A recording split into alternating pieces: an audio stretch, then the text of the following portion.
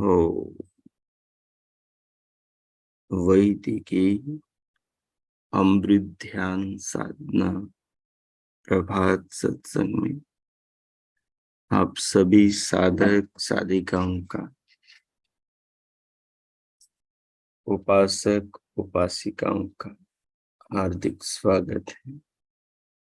आइए पूर्व की भांति आज के ब्रह्म मुहूर्त में, आज की ब्रह्म वेला में भी हम उन महान प्रभु पार ब्रह्म परमेश्वर के,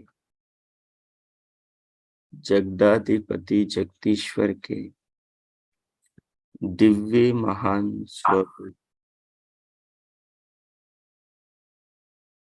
को अपने जीवन में और इस विशाल जगत में, अपने शरीर में और विशाल संसार में जानने का, समझने का प्रयास करें। प्रभु हमारे भीतर हैं, प्रभु हमारे बाहर हैं, प्रभु सब और संसार में, संसार की एक एक वस्तु में, संसार में जितना भी स्पेस है, अवकाश है, जितने भी पदार्थ हैं, सब में विराजमान है। सबके बाहर भीतर सर्वत्र विद्यमान है। सबको सदैव देखते जानते, सब सृष्टि को धारण करते हैं। वे विधाता हमसे दूर कभी नहीं होते और न ही हम उनसे दूर होते हैं। मनुष्य अज्ञान के कारण उनसे स्वयं को दूर समझते हैं, वैसे दूर होते नहीं हैं। जैसे ही ज्ञान होता है तो ज्ञान उनको उनके साथ में, प्रभु के साथ में होने का बोध करा देता है। अज्ञान मानव के मस्तिष्क में, उसके आत्मा के अंतःकरण में, उसके मन बुद्धि में अंधकार पैदा कर देता है। आत्मा वृत्ति से जुड़कर अंदर और बाहर के जगत को प्रतिपल जानता है। जैसे वृत्ति होती है, आत्मा वृत्ति के अनुरूप जानता है। जिस आत्मा को शरीर में, शरीर के अच्छे वातावरण में होने से अच्छी वृत्तियों का, अच्छे विचारों का, अच्छे भावों का, अच्छे जीवन का लाभ होता है, सौभाग्य प्राप्त होता है,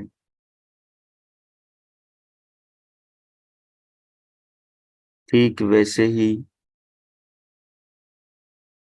बुरे कर्म करने के कारण, बुरे संस्कार बन जाने के कारण, बुरे धर्म अधर्म के कारण, बुरे कर्मों के कारण व्यक्ति का जन्म ऐसी परिस्थितियों में, ऐसे माहौल वातावरण में भी हो जाता है जहाँ उसको वृत्तियां, जहाँ उसको आलंबन, जहाँ उसको लोगों का सानिध्य, जहाँ उसको खाना पीना, पहनना ओढ़ना और जीवन जीने का तरीका सुसंस्कृत, पावन, पवित्र, ज्ञान संपन्न नहीं मिलता। तमोगुण से, अज्ञान से, लोभ, लालच, मोह, ईर्ष्या, द्वेष से, चोरी, जारी, छल, कपट, तमाम प्रकार के दुर्गुण और अवगुणों से भरा पूरा मिलता है। तो व्यक्ति उस माहौल में वैसा ही बनता चला जाता है।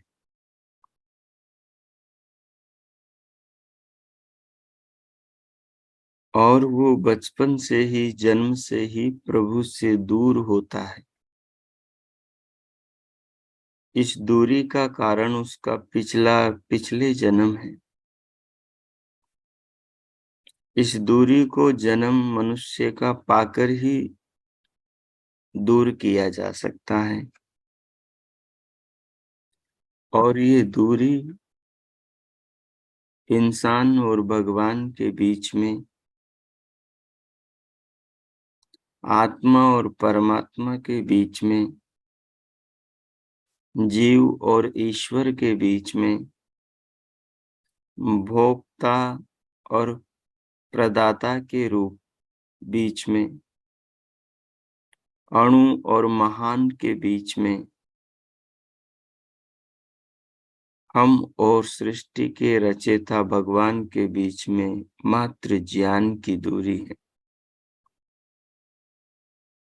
जब अज्ञान होता है तो अवगुणों से ग्रसित होने के कारण हमारे चित्त में भगवान से जोड़ने वाले विचार ही नहीं चलते। इसके कारण मानव भगवान से जुड़ ही नहीं पाता। और जब उसको ज्ञान होता है, अच्छी पुस्तकों, अच्छे विचारों, अच्छे लोगों के सानिध्य को प्राप्त करता है, तो आँखों से, कानों से अच्छी चीजें, ज्ञान की बातें, सज्जन पुरुषों को, अच्छे वातावरण को देखता सुनता है, तो सहज ही भगवान की ओर, जीवन की ओर, शांति की ओर, धर्म की ओर, मानवता की ओर, महामानव बनने की ओर चल पड़ता है। सारा खेल विचारों का है, सारा खेल वृत्तियों का है। इसलिए भगवान पतंजलि ने कहा, वृत्ति सारूप्यम इतरत्र। जीवात्मा वृत्ति के अनुसार स्वयं को समझने वाला है। जब बचपन से एक आत्मा शरीर में, स्त्री शरीर में आता है, सारे घर वाले उसे, नाम भी उसका स्त्रीलिंग का रखते हैं, उसको पुकारते भी स्त्री शरीरवाची शब्दों से हैं, तो वो बच्चा, वो बच्ची धीरे धीरे अपने आप को वैसा मानने लगती है। अगर कुछ घर वाले बालिका को बालक कह के या बालक के नाम से संबोधित करें, तो वो वैसा ही मानने लगती है। ठीक यही स्थिति बालक पर है।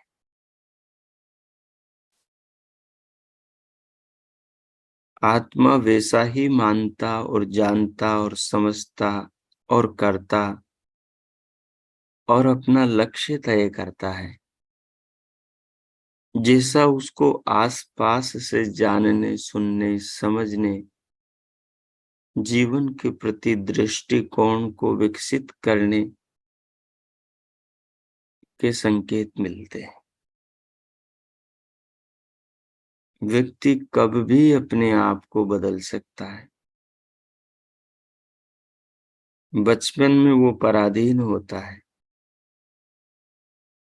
लेकिन वो 15-16 साल की अवस्था में पराधीनता से मुक्त हो जाता है। अब वो जो सुनना चाहता है वो सुन सकता है।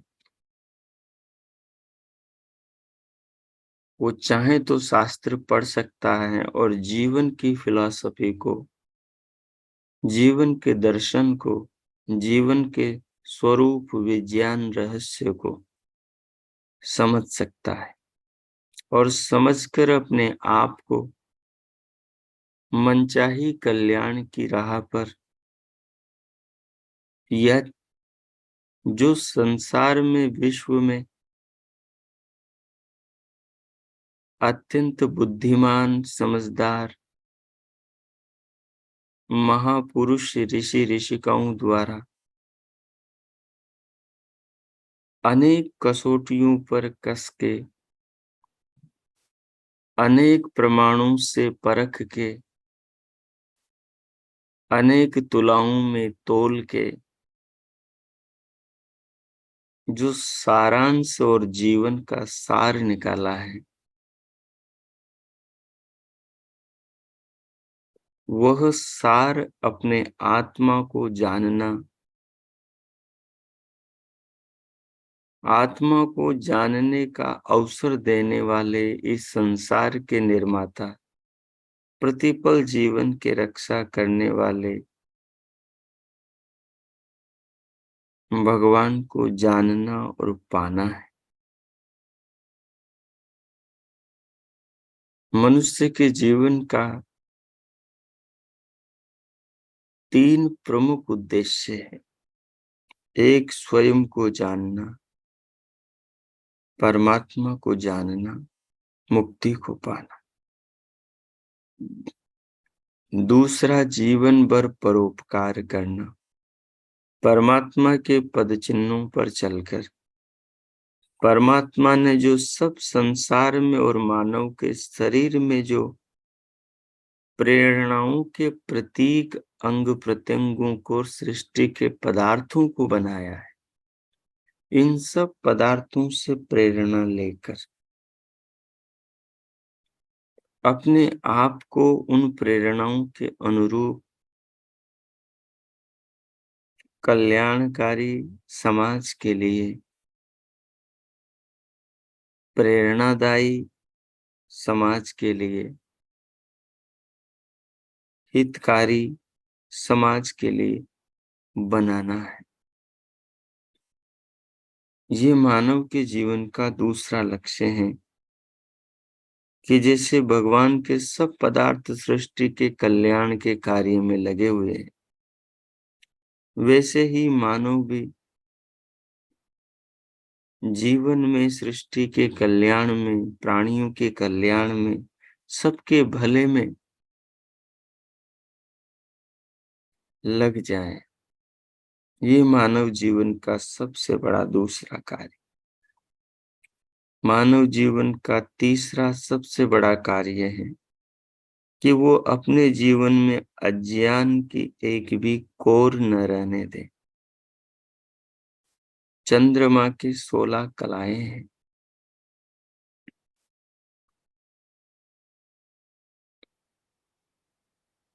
अमावस्या के बाद पूर्णिमा आती है। पूर्णिमा के बाद धीरे धीरे धीरे चंद्रमा अमावस्या की ओर लौटता है। मानव जब उत्थान के शिखर पर पहुंच जाता है, धन वैभव से और ज्ञान आदि से सबसे संपन्न हो जाता है, फिर आदमी में आलस से प्रमाद आ जाता है। जब व्यक्ति त्याग नहीं करता तो आदमी के पास इकट्ठा ज्यादा होने लग जाता है, और जब आदमी के पास इकट्ठा ज्यादा होने लगता है तो वो उसके अंदर अनेकों दोष विकार पैदा करता है।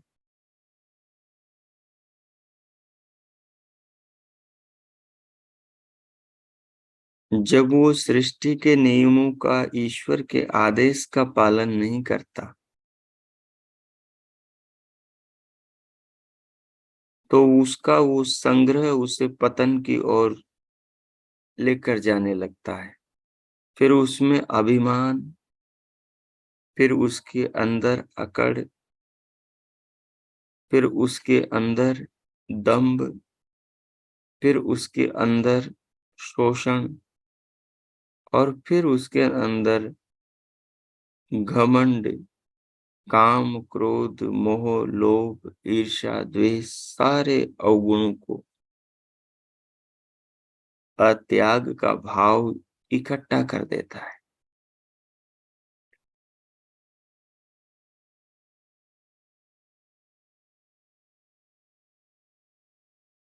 भगवान ने संसार में जो भी चीजें बनाई है, वो प्रेरणा देने के लिए बनाई, और वो मानवों के जीवन की रक्षा के लिए बनाई है।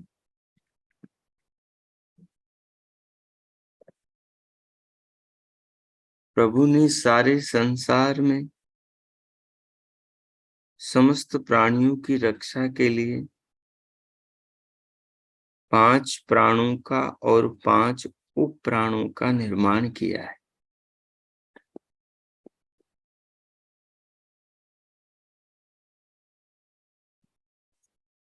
ये पांचों प्राण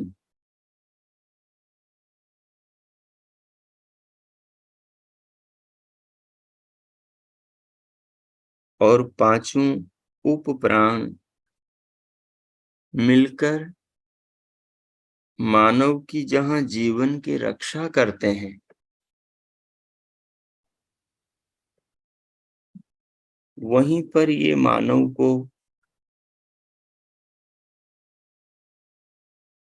जीवन जीने का संदेश भी देते हैं।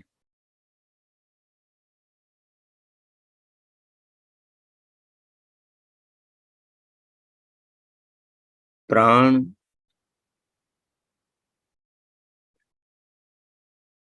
समस्त प्राणियों की रक्षा करता है। प्राण ग्रहण है, आदान है, प्राण लेना है, प्राण बाहर से भीतर लिया जाता है। सारी सृष्टि के अंदर लेने का काम हो रहा है। सूर्य ने ये प्रकाश, ये गति, ये गौरव, ये क्षमता कहीं से प्राप्त करी है। नहीं तो सूर्य इस शोभा को कैसे प्राप्त होता।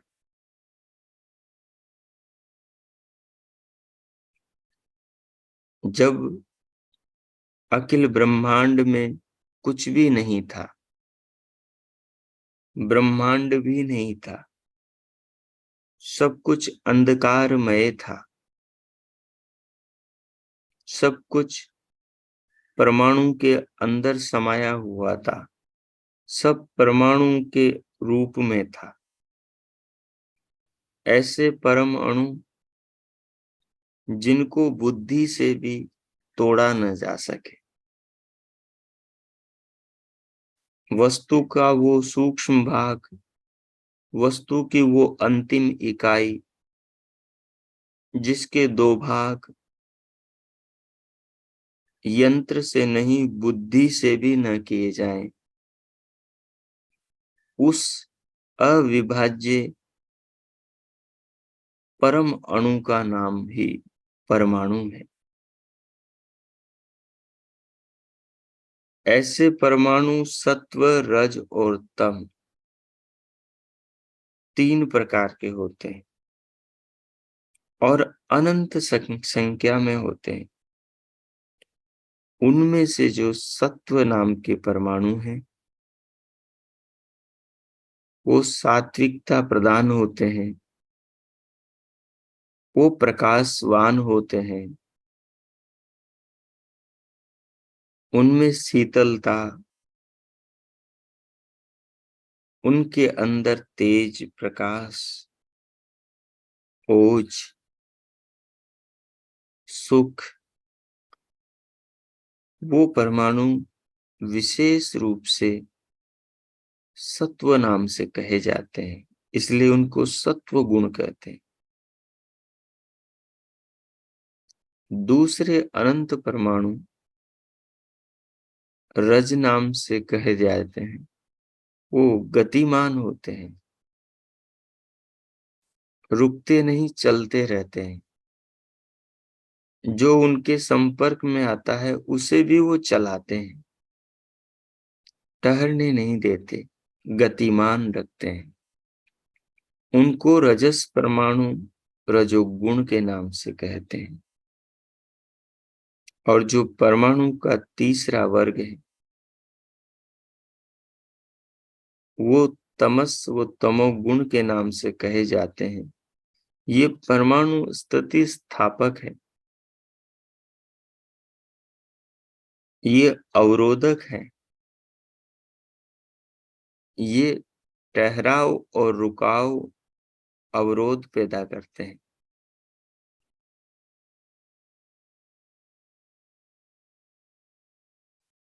ये तीव्रता को मंदा करते हैं, ये प्रकाश को ढांपते हैं, ये गति को अवरुद्ध करते हैं।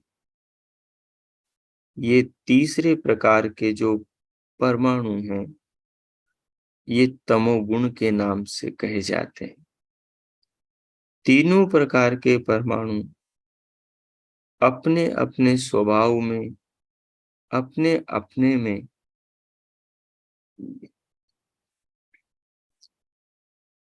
प्रलय के बाद में और सृष्टि के सृजन के आरंभ से पूर्व समस्थिति में अंधकार में भरे रहते हैं। तभी विश्वात्मा परमात्मा, विभु सच्चिदानंद प्रभु सृष्टि के निर्माण के भावना से अनंत आत्माओं को फिर से स्वयं को जानने,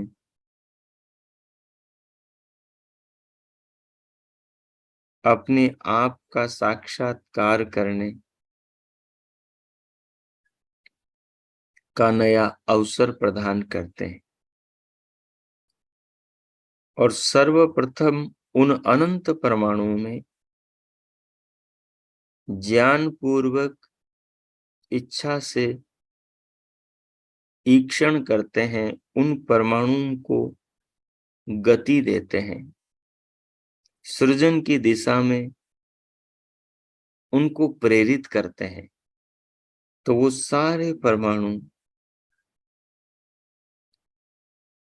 ज्ञान पूर्वक ईश्वर के द्वारा गति प्राप्त करके भ्रमण करने लगते हैं, घूमने लगते हैं। वो इतने सूक्ष्म होते हैं कि देखे या देखने की सीमा से वो अत्यंत परे होते हैं। उन परमाणुओं को मानव चक्षुओं से कभी देखा नहीं जा सकता। उन परमाणुओं को विश्व चेतना परमात्मा हमेशा जानती है, क्योंकि बिना ज्ञान के कोई पदार्थ को कोई भी निर्माता निर्मित नहीं कर सकता। घड़ी बनाने वाला घड़ी बनाने से पहले कई चीजों को अनुभव करता है। लोहा होना चाहिए, तांबा, पीतल, प्लास्टिक होनी चाहिए। उनसे फिर यंत्र बने, उसके लिए मशीनें, उसके लिए अग्नि होनी चाहिए। लोहा, तांबा, पीतल होना चाहिए। घड़ी एक दिन में नहीं बनी, घड़ी के बनने में लंबा समय लगा। सृष्टि एक दिन में नहीं बनी, सृष्टि के बनने में लंबा समय लगा। जो सृष्टि के आरंभ में कार्य हुआ, वो आज भी किसी न किसी रूप में चल रहा है। जो सृष्टि सृजन के मध्य में कार्य हुआ, वो आज भी किसी न किसी रूप में सृष्टि में चल रहा है। और जो सृष्टि बनने के बाद में अंतिम में कार्य हुआ, वो आज भी किसी न किसी रूप में चल रहा है। वस्तु का जन्म होना, ये वस्तु का आरंभ है। वस्तु का आरंभ होकर चल पड़ना, ये वस्तु का प्रारंभ धीरे धीरे उसे मध्य से अंतिम अवस्था तक पहुंचाता है। और जैसे वस्तु का जन्म हुआ, वैसे ही एक दिन वस्तु का विनाश भी होता है। तो इन अनंत परमाणुओं से विश्वकर्मा विधाता ने सर्वप्रथम परमाणु का पुंज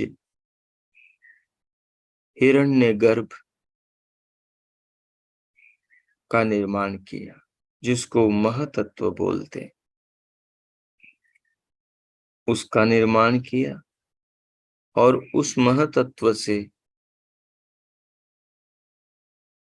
जितनी आत्माओं को जन्म लेना था, उतनी आत्माओं के लिए चित्त नाम यंत्र बनाया, जिसमें समस्त आत्माओं के संस्कारों का संग्रह रहता है। दूसरा, उन्हीं परमाणु के पुंजों से, महतत्व से बुद्धि तत्व का निर्माण किया, जिससे आत्मा उचित अनुचित का निर्णय लेता है। फिर उसी महतत्व से अहंकार तत्व का निर्माण किया, जिससे आत्मा अस्मिता करता है, अर्थात मैं जान रहा हूं, मैं देख रहा हूं, मैं सोच रहा हूं, मैं समझ रहा हूं। ये जो मैं वाक्य से स्वयं को प्रस्तुत करता है, ये जो अहम लिंग से स्वयं को प्रस्तुत करता है, ये अहंकार के परमाणु से आत्मा व्यक्त कर पाता है। ये अहंकार के परमाणु से आत्मा को सहायता मिलती है। ये अहंकार रूपी जो पदार्थ है, जो महतत्व से निर्मित होता है, उसी से आत्मा ये काम कर पाता है। उस महतत्व का जो अत्यंत सात्विक अंश है, जो सत्व प्रधान अंश है, जो सब परमाणु को मिलाने के बाद उनका जो प्रथम सात्विक अंश है, वो चित्त बनता है। और फिर उसका सात्विक और जो राजसिक अंश है, उससे फिर बुद्धि तत्व बनता है। चित्त में भी तमोगुण, रजोगुण और सत्वगुण तीनों हैं, लेकिन प्रधानता सत्व की है। बुद्धि में भी तीनों चीजें हैं, लेकिन प्रधानता सत्व और रज की है। और तमोगुण में भी तीनों चीजें हैं, लेकिन प्रधानता तम और सत्व की है।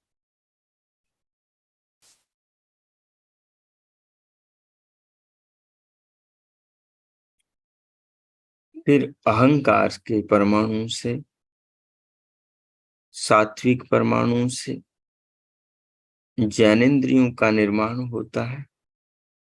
राजसिक परमाणु से या राजसिक अहंकार से कर्मेंद्रियों का निर्माण होता है। और तामसिक अहंकार से पंच तन्मात्राओं का, पंच सूक्ष्म भूतों का निर्माण होता है। पंच सूक्ष्म भूतों से पंच स्थूल भूत, पृथ्वी के परमाणु, जल के परमाणु, अग्नि, वायु, आकाश के परमाणु का निर्माण होता है। और इन पांचों के परमाणु से फिर स्थूल जगत का निर्माण होता है। और स्थूल जगत जिसके अंदर पृथ्वी में ऊपर वाले सब के परमाणु मिले, पृथ्वी के एक ढेले में जल भी है, अग्नि भी है, वायु भी है, आकाश भी है। सब है। उसी पृथ्वी के ढेले से मकान बनता है, पत्थर बनता है, लोहा, तांबा, पीतल बनता है। उसी में से गेहूं के बीज से गेहूं का पौधा जन्म लेता है। उसी में से सारी फल सब्जियां जन्म लेती हैं। उस मिट्टी से ही सब कुछ जन्म लेता है। और प्राणियों को प्रथम परमात्मा जब उत्पन्न करता है, सबके बाद मनुष्यों को, तो उस मिट्टी से, पृथ्वी से उत्पन्न हुए पदार्थों को ही मानव भक्षण करते हैं, उनका ग्रहण करता है।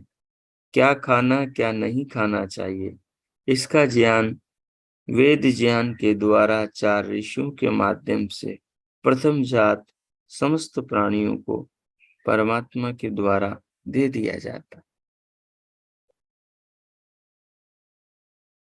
तो वहीं से सारी सृष्टि की सात्विक प्रवृत्ति, जीवन शैली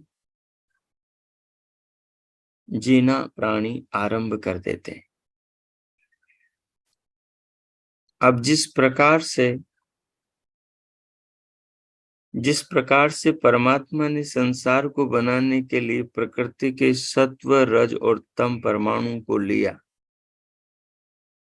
उनको लेकर फिर महतत्व बनाया, फिर महतत्व से परमाणु लेकर चित्त बनाया, बुद्धि बनाई, अहंकार बनाया, और फिर अहंकार से परमाणु को लेकर ज्ञानेंद्रियां बनाई, कर्मेंद्रियां बनाई, उभय इंद्रिय मन बनाया, और पंच तन्मात्राएं अर्थात गंध, रस, रूप,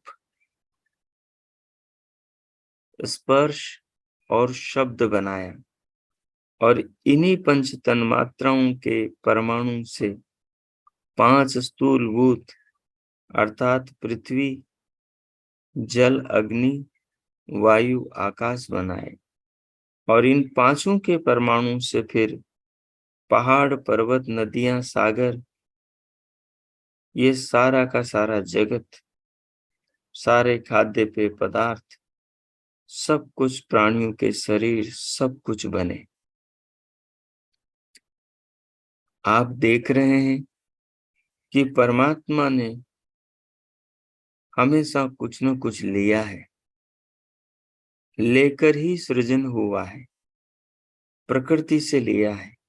प्रकृति नहीं होती तो परमात्मा ये संसार नहीं बना पाता।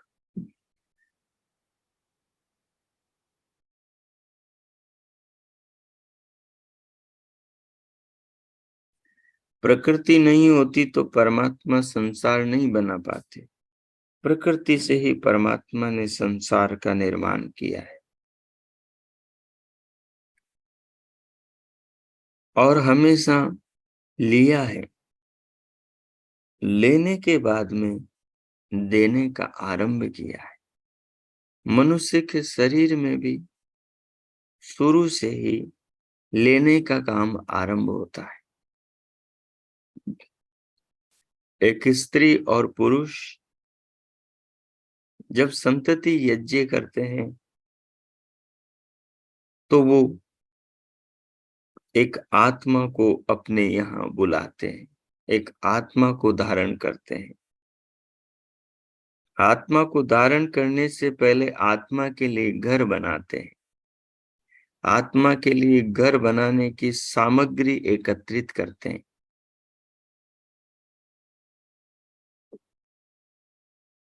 जैसे आपने पक्षियों को देखा घर बनाते हुए, एक एक तिनका लाते हैं और तिनके तिनके को जोड़ करके एक घोंसला बनाते हैं।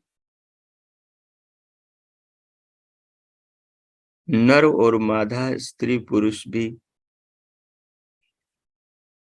प्रकृति से उत्पन्न औषधि वनस्पतियों का सेवन करते हैं और उनसे धीरे धीरे करके शरीर में सब धातुओं का निर्माण करते हैं, उनको पुष्ट करते हैं और आत्मा के गृह की सामग्री शुक्र शोणित धातु का धारण करते हैं। उन्हीं से आत्मा के लिए घर परमात्मा बनाते हैं। लेने की पूरी एक प्रक्रिया सृष्टि के आरंभ से चल रही है और लेने के बाद में ही सृष्टि के अंदर ये सारा सृजन हुआ है। बिना लिए सृष्टि में कुछ भी नहीं हो सकता। इसलिए आज दिन तक लेने का काम चल रहा है।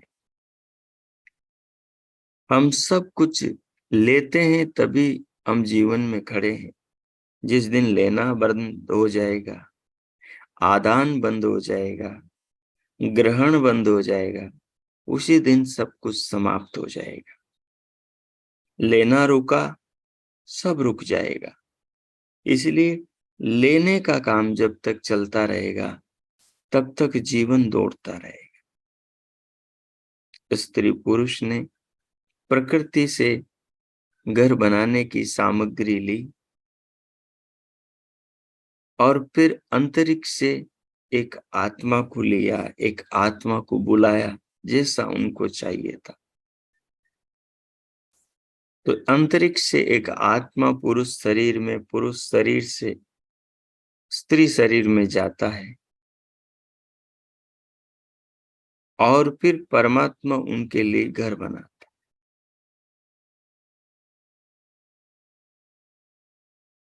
है। जब बालक शरीर में बनता है तो वो शरीर में माता के शरीर से पोषण लेता है, प्राण लेता है, शक्तियां लेता है। जब गर्भ से बाहर आता है तो बाहर फिर पृथ्वी माता से वो नाना प्रकार की चीजें ग्रहण करता है।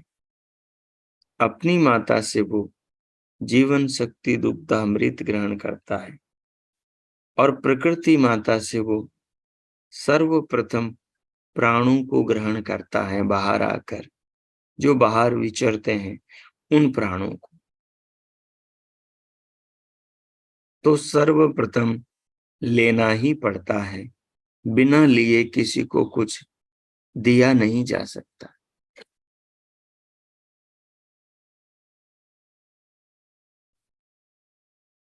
इसलिए संसार में सर्वत्र लेने का कार्य चल रहा है। जीवन बिना लिए चलता नहीं। प्राण लेने की वस्तु है। प्राण को लिया जाता है और देने वाला परमात्मा है।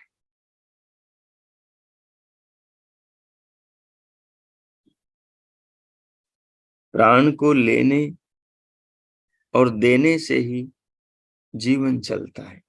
देने का काम परमात्मा करता है, लेने का काम जीवात्मा करता है।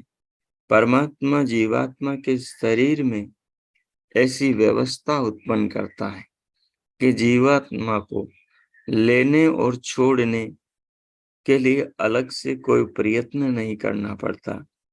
प्राण अपने आप अंदर की सब व्यवस्थाओं को ठीक ठीक चलाए रखने के लिए बाहर से भीतर आता है। भीतर की सारी शक्तियों को जीवन देता है, सारे अंग प्रत्यंगों को जीवन देता है नाभि कुंड से लेकर ब्रह्मांड तक, अर्थात मनुष्य के मस्तिष्क में जो ब्रह्मरंध्र हैं, वहां तक प्राण काम करता है।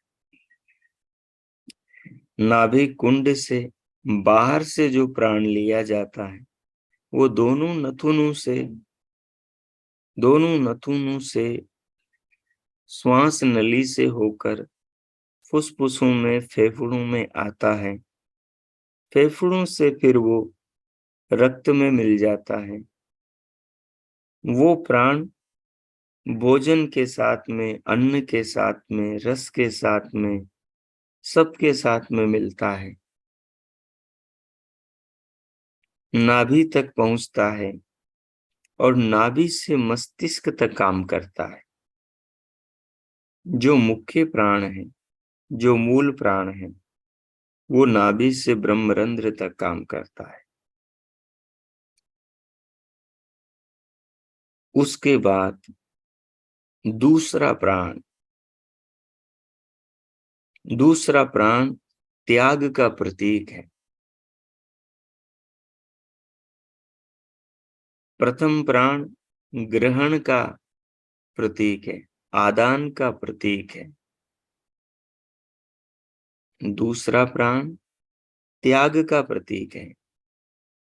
अगर कोई व्यक्ति लेता लेता जाए और उसको त्यागे नहीं, तो वो व्यक्ति दुर्गंधित हो जाएगा। भारत के पतन का यही मूल कारण है। भारत विश्व गुरु से, सोने की चिड़िया से, पारस पत्थर के गौरव से इस प्रकार से गिरा कि मानो आसमान से कोई जमीन पर चीज गौरव को खोकर गिर पड़ी। उसका मूल कारण, उसका मूल सार ये है कि व्यक्ति के पास में जब इतना अधिक इकट्ठा हो जाए, ज्ञान हो जाए, धन हो जाए और चीजें हो जाए और व्यक्ति उनको बांटे नहीं, तो वो उसके अंदर दुर्गंध पैदा करती है, वो उसके अंदर सड़ान पैदा करती है। इस सड़ान दुर्गंध का नाम ही अभिमान है। इसी का नाम अहंकार है। इसी का नाम लोभ है। यहीं से मोह पैदा होता है। यहीं से राग द्वेष पैदा होता है। यहीं से जन्म मरण का चक्र शुरू होता है। यहीं से स्वर्ग नरक शुरू होता है। सबका जो मूल है, वो लेने और छोड़ने की प्रवृत्ति है। जो आदमी लेता जाता है और छोड़ता नहीं है, वो मानव से दानव बन जाता है। वो इंसान से शैतान बन जाता है।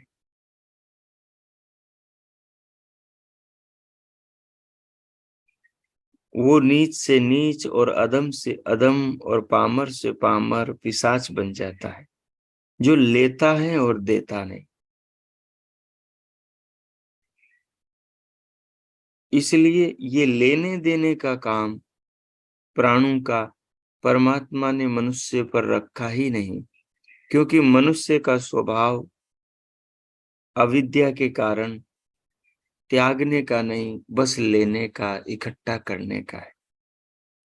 तो कुछ कार्य परमात्मा ने स्वयं किए ताकि मानव उनसे प्रेरणा ले और जीवन को प्रेरित होकर जिए।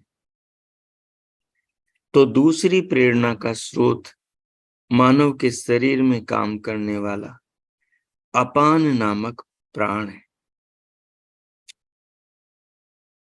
ये जो अपान प्राण है, ये त्याग का प्रतीक है। ये मार्जन का प्रतीक है। ये शुद्धि का प्रतीक है। ये संतुलन का प्रतीक है। ये शांति का प्रतीक है। इसलिए ये अपान प्राण देह की सारी गंदगी को बाहर निकालता है, देह के सारे विकारों को बाहर फेंकता है, जो शरीर में दुर्गंध पैदा कर दे, जो शरीर में रोग पैदा करे, जो शरीर में विकार पैदा करे। मल और मूत्र के माध्यम से देह की समस्त शक्तियों के शुद्धिकरण का काम अपान नाम का प्राण करता है। यद्यपि इसका सूक्ष्म काम तो पूरे शरीर में है, लेकिन शरीर की सारी गंदगी इकट्ठी होती है मलमूत्र में। उस मलमूत्र को फेंकने का मुख्य रूप से काम, स्थूल रूप से काम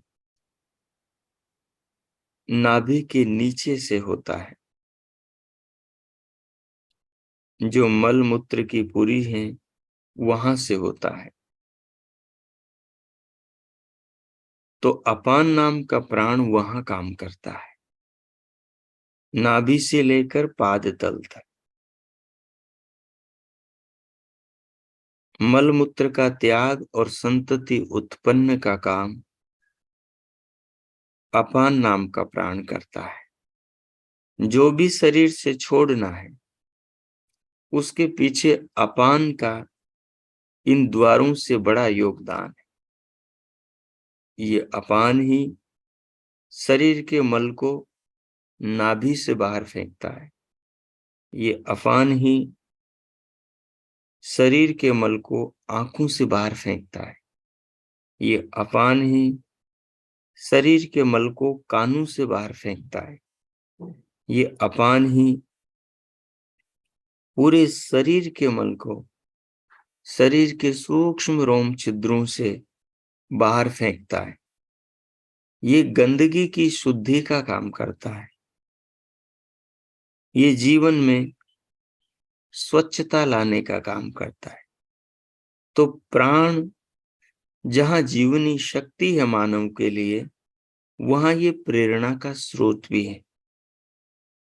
अगर मानव कुछ ले रहा है सृष्टि से, मनुष्यों से, माता पिता से, समाज से, गुरु आचार्यों की परंपरा से, तो मानव का धर्म है कि वो अपान की भी प्रेरणा को, अपान के भी निर्देश को, अपान के भी सुझाव को एक्सेप्ट करें, अपान की भी शिक्षा को जीवन में स्वीकार करें, अपने अंदर की गंदगी को बाहर निकालता रहे।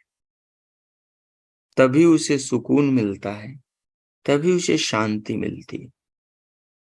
आदमी ने अपने मनोविज्ञान पर, शरीर के भीतर के काम करने की शैली पर काम करना, ध्यान देना, इस पर विचारना, इस पर ध्यान करना बंद कर दिया।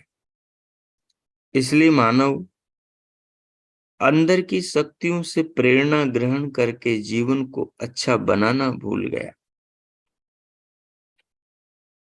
तो सब मनुष्यों को चाहिए, विशेष करके प्राणों की साधना करने वाले साधकों को चाहिए कि वो प्राण से तो जीवन लेना सीखे। प्राण संसार में क्या है, तो इस पर बड़ा रिसर्च करके शतपथ ब्राह्मण के ऋषि याज्ञवल्क्य ने बड़ा उपदेश देते हुए कहा, अन्न वही प्राण है। अन्न प्राण है, और केवल अन्न ही प्राण नहीं है। प्राणी को संसार में जिन जिन चीजों से जीवन मिलता है, वो सब चीजें प्राण है। ऑक्सीजन प्राण है, वायु प्राण है, जल प्राण है, अग्नि प्राण है, खाने पीने की सब सामग्री प्राण है। ये पेड़ पौधे, ये प्रकृति, ये सृष्टि, ये वेदों का ज्ञान, सब प्राण है, जिनको लेने से मनुष्य को नवजीवन मिलता हो, जीवन का एक कदम, श्वास का एक कदम और आगे बढ़ता हो, वो प्राण है। केवल वायु से मनुष्य जीवित नहीं रह सकता, उसे अन्न भी चाहिए, उसे जल भी चाहिए। केवल अन्न, जल और वायु से काम नहीं चलेगा, उसे अग्नि तत्व प्रकाश भी चाहिए। केवल प्रकाश से ही काम नहीं चलेगा, उसे संसार के अंदर ज्ञान भी चाहिए। नहीं तो अज्ञान में इतने प्राणों का ग्रहण करके भी वो जीवन में क्या प्राप्त कर लेगा। अज्ञान में ये सारी शक्तियां मनुष्य की शत्रु बन जाती है। अगर अज्ञान हो तो अन्न मनुष्य का शत्रु बन जाता है, वो खाने वाले को खा जाता है। अगर अज्ञान हो तो पानी मनुष्य का शत्रु बन जाता है, वो पीने वाले को पी जाता है। अगर अज्ञान हो तो ये पृथ्वी मनुष्य की शत्रु बन जाती है। ये जिसे जन्म देती हैं उसे ही निगल जाती है। हर अपने मिट्टी से बनने वाले को मिट्टी में मिला देती है। अगर अज्ञान हो तो आकाश सबको स्वयं में वापस समा लेता है।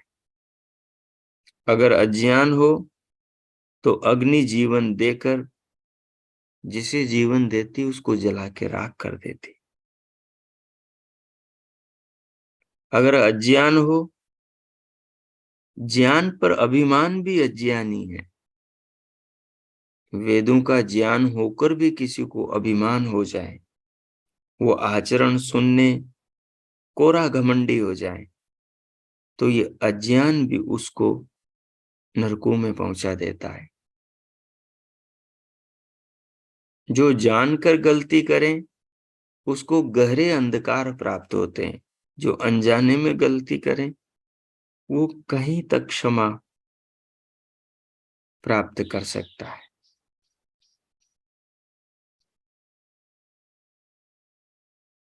इसलिए इसलिए प्राण तो अत्यंत जरूरी है।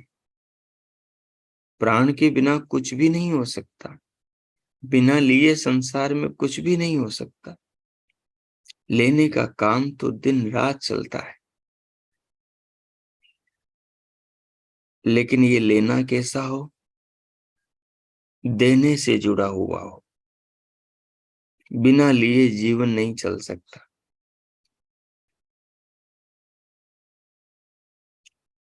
विवेक के साथ में ग्रहण करना हो। ये ग्रहण व्यक्ति के अंदर जीवन के प्रति, समाज के प्रति, अपनी आत्मा के प्रति, परमात्मा के प्रति सद्भावना जगाने वाला हो। जितने भी प्राण के स्रोत हैं संसार में, वो सब प्रेरणा के पुंज है। जैसे एक दीपक अपनी लौ से प्रकाश फैलाता है, क्योंकि वो दीपक है, उसमें बाती है, उसमें तेल है और उसमें ज्योत है और वो प्रज्वलित है, इसलिए वो प्रकाश फैलाता है। कोई उसकी ज्योत को बुझा दे तो उसके पास में तेल भी होगा, बाती भी होगी, उसके पास में अपना आवरण मिट्टी का दिया भी होगा, उसके पास में पड़ी हुई दिया सलाई, उसकी बत्ती को रोशन करने वाली माचिस भी होगी। लेकिन फिर भी वो अंधकार को दूर नहीं कर पाएगी, क्योंकि वो अपने आप में जड़ है।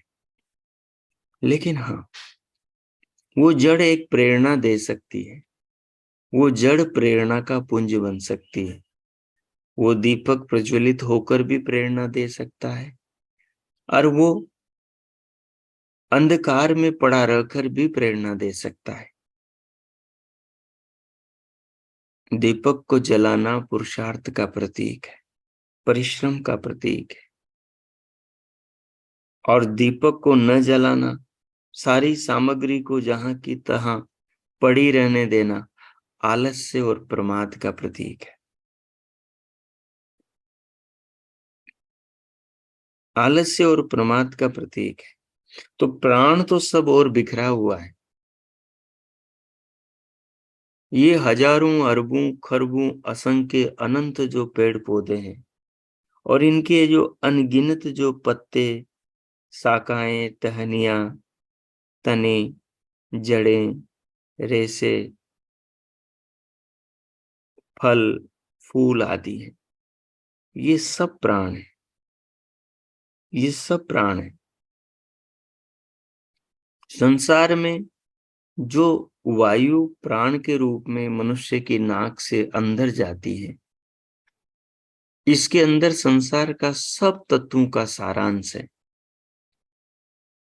सब जगह से कुछ न कुछ परमात्मा ने सब में से चुना हुआ है, चुनकर इस प्राण में डालकर उसके अंदर भेज रहा है। तो प्राण नाम की जितनी चीजें हैं वो सब प्रेरणा का स्रोत है। चाहे वो अंदर आने वाला प्राण हो, चाहे इस अंदर आने वाले प्राण का जो सामग्री है, जो रॉ मेटेरियल है, वो सब हो, वो सब हो। इस प्राण को भीतर हम जैसे ही लेंगे, ये हमारी अंदर की सारी सुप्त शक्तियों को जागृत करेगा, सबको शक्ति देगा। उसी शक्ति से दिन भर हमारे सारे काम चलते हैं। ये रात में फिर से शरीर को शक्ति से भर देता है और दिन भर फिर उसी रात की शक्ति से मनुष्य सारे काम करता है। ये प्राण रात दिन लगा रहता है। और अपान जो शरीर में इकट्ठा हुआ है प्राण के आदान प्रदान में, और जिसकी शरीर में कोई आवश्यकता नहीं, जो अत्यधिक है, उसको शरीर से बाहर निकाल देता है, बाहर निकाल देता है, नए के लिए जगह करता है। मनुष्य का पेट है, उसके अंदर बहुत गंदगी है।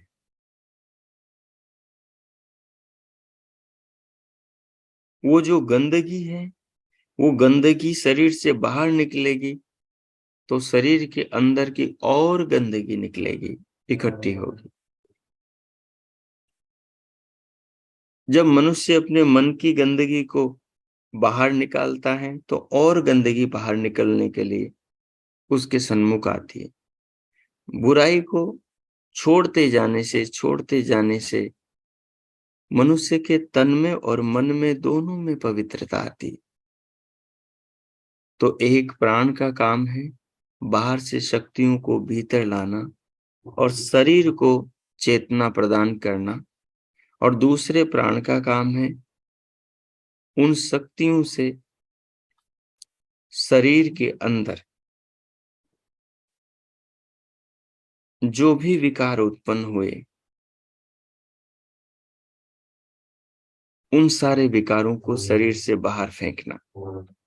ये आदान प्रदान मनुष्य के जीवन में चलता रहे तो उसका स्वास्थ्य बना रहता है, शारीरिक। और अगर ये आदान प्रदान मानसिक रूप से चलता रहे तो उसका मानसिक स्वास्थ्य बना रहता है। वो समाज में, परिवार में सर्वत्र गौरव को प्राप्त करता है। अगर एक आदमी जो परिवार का पिता है, अगर वो सब ओर से धन इकट्ठा करता रहे और परिवार में किसी को भी न दे, तो सारे परिवार का संतुलन बिगड़ जाएगा। सब लोग उसके प्रति ईर्ष्या और द्वेष से भर जाएंगे। न वो जी पाएगा, न उसे जीने देंगे, न वो किसी और को जीने देगा। पूरा घर नरक बन जाएगा।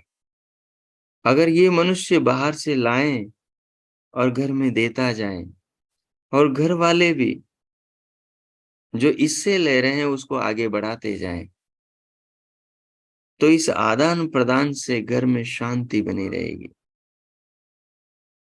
लोगों का स्वास्थ्य भी बना रहेगा, लोगों का मानसिक स्वास्थ्य भी बना रहेगा, और परिवार में पारिवारिक स्वास्थ्य और समाज में सामाजिक स्वास्थ्य भी बना रहेगा। आदमी आदान की प्रक्रिया को तो याद रखता है, लेकिन प्रदान की प्रक्रिया को भूल जाता है। सृष्टि में परमात्मा ने प्रकृति से कुछ लिया तो आगे महतत्व को जन्म दिया, महतत्व से कुछ लिया तो मनुष्य के सूक्ष्म शरीर के पष्टपाठ चित्त को जन्म दिया, फिर महतत्व से कुछ लिया तो बुद्धि की, मनुष्य की निर्णय शक्ति बुद्धि को जन्म दिया, फिर महतत्व से कुछ लिया तो मनुष्य के अहम लिंग अहंकार को उत्पन्न किया, फिर अहंकार से कुछ लिया तो मनुष्य के सूक्ष्म शरीर के लिए और स्थूल शरीर के लिए 5 ज्ञानेंद्रियों को जन्म दिया, फिर अहंकार से कुछ लिया तो मनुष्य के सूक्ष्म शरीर के लिए 5 कर्म इंद्रियों को जन्म दिया, फिर अहंकार से परमात्मा ने सात्विक अहंकार और राजसिक अहंकार को लिया तो फिर उभय इंद्रिय मनस तत्व को जन्म दिया, फिर परमात्मा ने अहंकार से तामसिक तत्व को लिया तो पंच तन्मात्राओं का अर्थात गंध, रस, रूप, स्पर्श और शब्द को जन्म दिया, और फिर इन 5 तन्मात्राओं के परमाणु से फिर परमात्मा ने कुछ उठाया तो उसको मिला करके आपस में अलग अलग अनुपात में पृथ्वी के परमाणु को जन्म दिया, जल के परमाणु को जन्म दिया, अग्नि के परमाणु को जन्म दिया, वायु और आकाश के परमाणु को जन्म दिया, और इन 5 के परमाणु को भी लेकर फिर परमात्मा ने ये सारा का सारा पहाड़, पर्वत, नदियां, सागर, सारा संसार बसाया, और स्त्री पुरुषों को भी इसी 5 भौतिक पृथ्वी से जन्म दिया।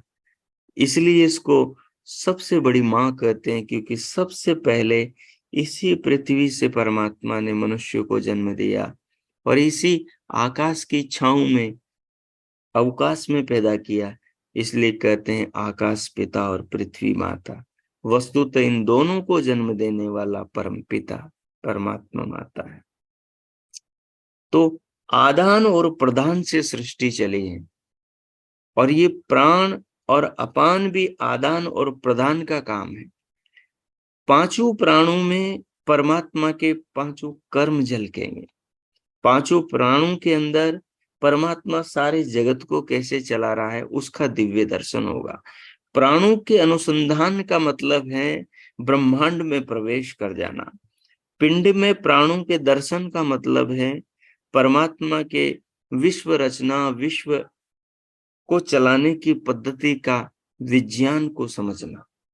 5 प्राणों के अनुसंधान का मतलब है संसार की एक एक इकाई में जो परमात्मा काम कर रहा है उस रहस्य को अपने सामने उजागर करना, और उसको बुद्धि के चक्षुओं से, विवेक चक्षुओं से प्रत्येक उसका दर्शन करना। ये प्राणों का अनुसंधान है। आज हमने 2 प्राणों पर बात करी, प्राण और अपान पर। आगे के 3 प्राणों पर और इनके ऊपर भी शेष चर्चा अगली बैठक में हम करेंगे।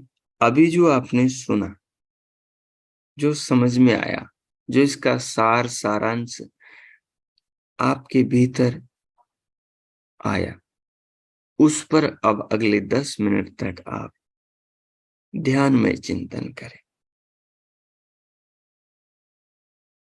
इन सारी चीजों से अपनी आत्मा को, शरीर को, परमात्मा को जोड़ ले। आत्मा भोगता है, शरीर और संसार भोग्य है, और परमात्मा इन समस्त भोगों का निर्माता है। जिस किसी आसन में आलती पालती में आप बैठे, उसे व्यवस्थित कर लें। सिर से पांव तक पूरे शरीर को अनुभव करें। शरीर को अनुभव करते हुए श्वास से अपने मन को जोड़ लें। धीरे धीरे श्वास लें, छोड़ें और रोकें। और श्वास के साथ में भी इस चिंतन को जोड़ दें। दिव्य नाद सुने, दिव्य नाद के साथ भी इस चिंतन को जोड़ें। दिव्य प्रकाश देखें, उसके साथ भी जोड़ दें। प्रभु के निज नाम को मानस जप करें, उसके साथ भी इस चिंतन को जोड़ दें। 2-3 मिनट तक प्रभु के नाम का मानस जप करें। दिव्य नाद सुने, दिव्य प्रकाश देखें। प्राणों को लें, छोड़ें, रोकें, अनुभव करें। सिर से पांव तक पूरे शरीर को प्रभु नाम के मानस जप के साथ अनुभव करें। और मन को पूरी तरह, चित्त को शांत अनुभव करें।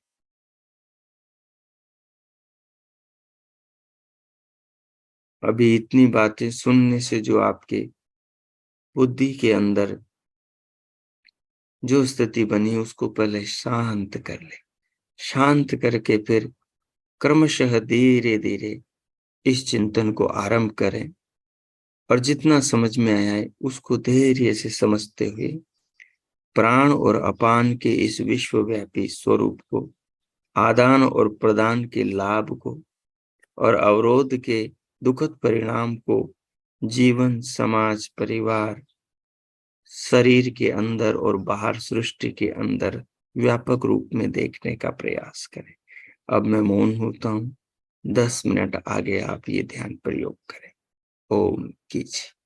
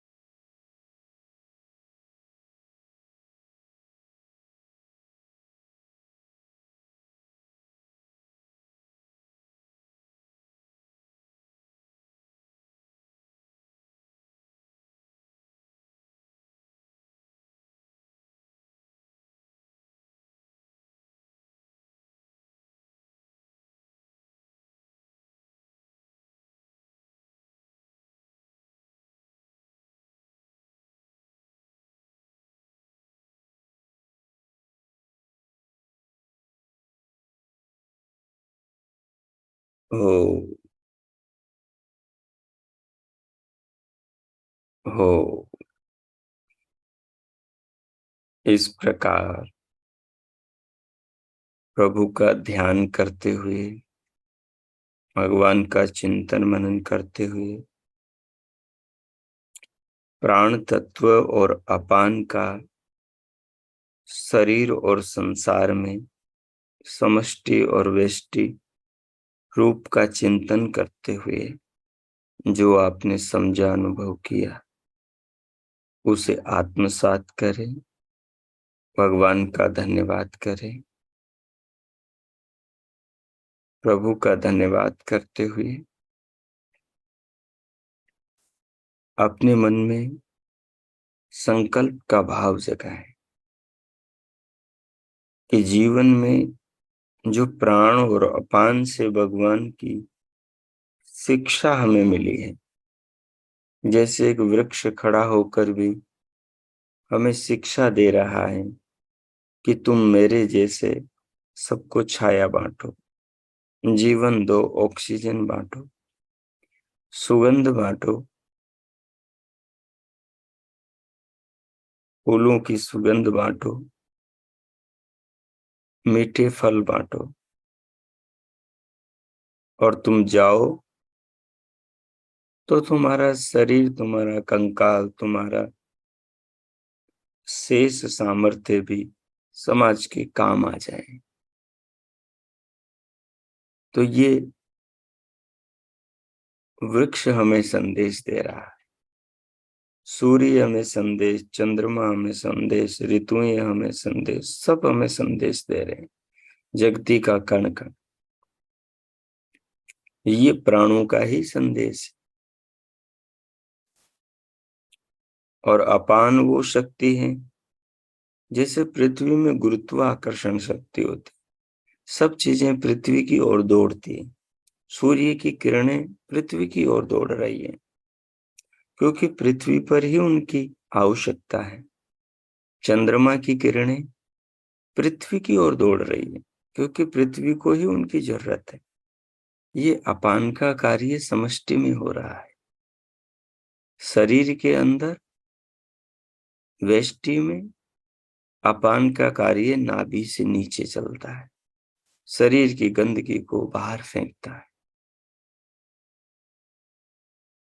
शरीर में पार्थिव स्थान अपान का है। तो इस प्रकार से प्राण और अपान की महिमा को समझते हुए जीवन को भी इनकी शिक्षाओं में ढालने का प्रयास करेंगे, और इस भाव से युक्त होकर भगवान का धन्यवाद करें। भगवान के प्रति हृदय में कृतज्ञता, अपार श्रद्धा अनुभव करें।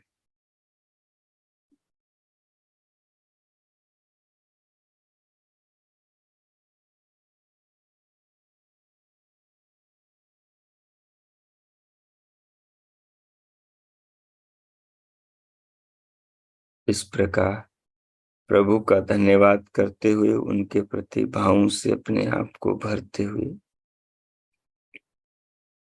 अब हम शांति पाठ करेंगे।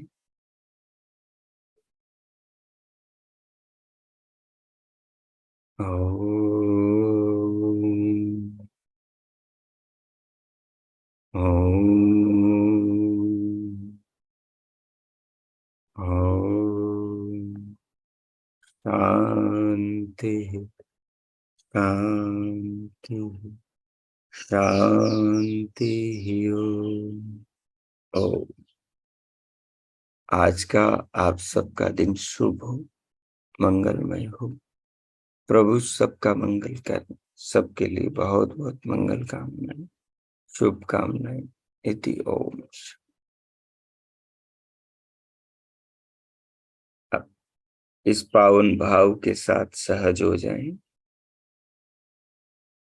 भगवान के प्रति हृदय में अनंत आस्था का भाव रखते हुए पूरे शरीर को अनुभव करें। दोनों हथेलियों का परस्पर घर्षण करें, घर्षण करते हुए पूरे मुखमंडल का स्पर्श करें।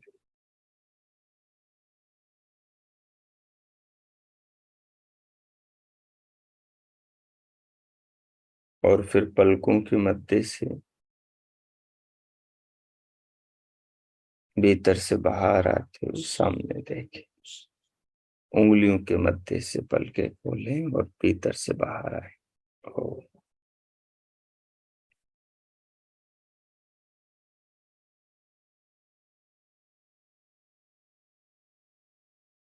ओ।